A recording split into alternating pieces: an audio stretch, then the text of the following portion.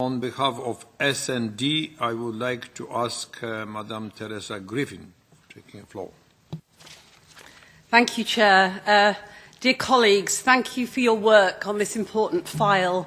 I too was happy to see a broad consensus emerge in our first Shadows meeting between the different political groups, S&D, ALDE, Greens and GUE, on the key aspects of this file. An early start date of the MSR of 2017, backloaded allowances not returning to the market, higher thresholds and a higher rate of removal of allowances from the market. We are heading in the same direction, Chair, to strengthen the ETS with the MSR, and it has to be taken into account in the opinion report. On the issue of the early start date of the MSR, we are proposing 2017 in our amendments, and I'd like to make a few comments. First, I want to underline there is no rationale in waiting. We have a broken instrument and we need to fix it as soon as we can. Indeed, if we introduce the MSR in 2021, surpluses would remain high and the price low, therefore sending an inadequate signal to potential investors in clean technologies for a decade or more. On top of this, I want to stress that there is no consistent argument against an early start.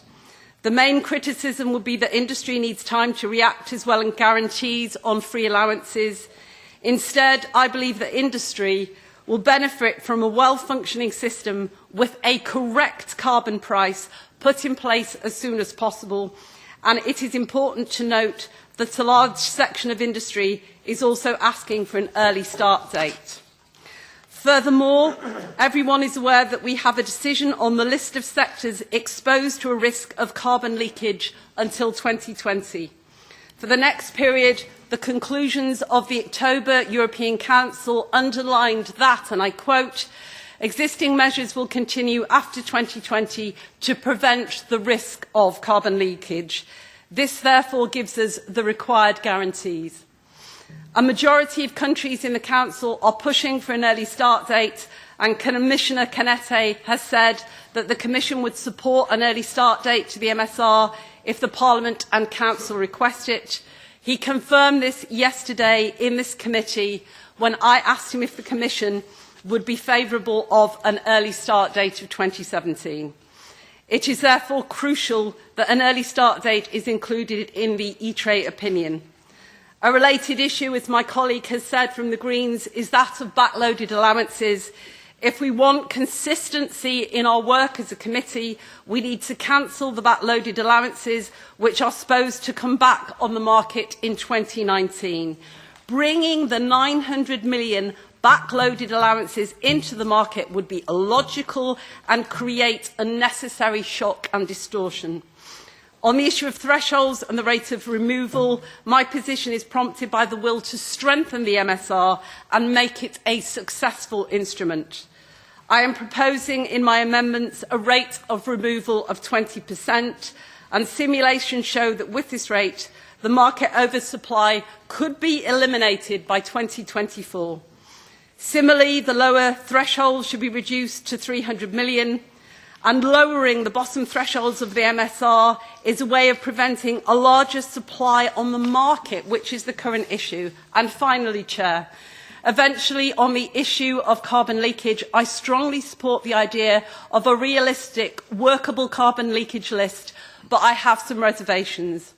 Firstly, I believe that this opinion on MSR is a different issue. MSR is about the volume of allowances on the market and not about the free allowances that will be given to industries. And secondly, studies show that there is no evidence of carbon leakage occurring as a result of the ETS. Eventually, as mentioned, measures to address carbon leakage up until 2020 already exist. The industry, as with everyone else, will benefit from a reformed EU ETS, and I hope these considerations will be taken into account by the Rapporteur in his compromises. Thank you, Chair.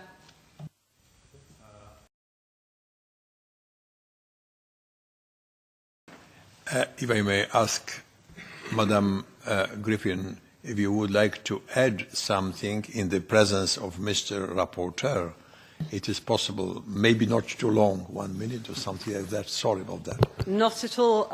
Thank you, Chair.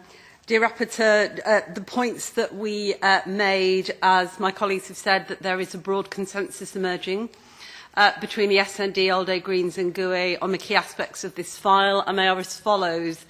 An early start date of the MSR by 2017, backloaded allowances not returning to the market, higher thresholds and a higher rate of removal of allowances from the market. We are heading in the same direction to strengthen the ETS with the MSR, and we would like you to take that into account in the opinion report. We're proposing 2017 because there is no rationale in waiting. If we've got a broken instrument, let's fix it as soon as we can. You will be aware that yesterday in this committee, Mr Canete has said that the Commission would support an early start date to the MSR if the Parliament and this House requests it, and the Council, and he confirmed this yesterday in this committee. Therefore, we think that a crucial early start date is included in the ITRE opinion, that we cancel backloaded allowances, and as colleagues have said, that on the issue of carbon leakage, we strongly support the idea of a realistic workable carbon leakage list, but the opinion on the MSR is a different issue. MSR is about the volume of allowances and not about the free allowances that will be given to industries. Thank you, Chair.